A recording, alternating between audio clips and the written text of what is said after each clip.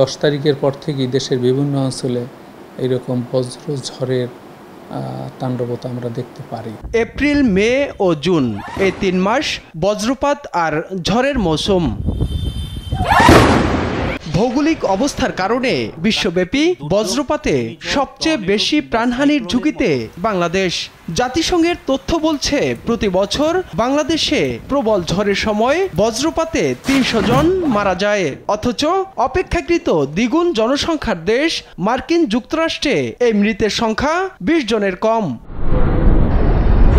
বজ্রপাতে মৃত্যুর ঘটনা বেড়ে যাওয়ায় 2015 সালে এটিকে দুর্যোগ হিসেবে ঘোষণা করে সরকার। এরপর থেকে এই মৃত্যুর হার কমাতে কোটি কোটি টাকার প্রকল্প হাতে নিলেও তা তেমন কোনো কাজে আসেনি। একটি বেসরকারি সংস্থার তথ্য বলছে, বাংলাদেশে বজ্রপাতে যারা মারা যান তাদের 70 ভাগই কৃষক বা যারা খোলা মাঠে কাজ করেন। এছাড়া বাড়ি ফেরার পথে 14% এবং গোসল ও মাছ ধরার সময় 13% বজ্রপাতের ফলে মৃত্যু হয়।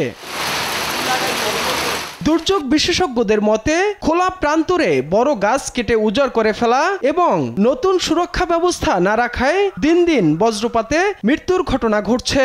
যখনই কেউ বজ্রধ্বনি শুনতে পাবে অন্তপক্ষে ঘরের মধ্যে দৌড়ে যাবে এবং 30 মিনিট ঘরের মধ্যে অবস্থান করবে। কোনো রকমই গাছের নিচে দাঁড়ানো যাবে না, খোলা মাঠে থাকা যাবে না। ঝড়ের সময় শিলাবৃষ্টি সংঘটিত হয়। শিলা কুড়ানোর নামে কখনই বাইরে যাওয়া যাবে না, কারণ শিলাবৃষ্টি যে বরাবর সংঘটিত হয় সেই বরাবরই সাধারণত বজ্রপাত পড়ার সম্ভাবনা বেশি থাকে।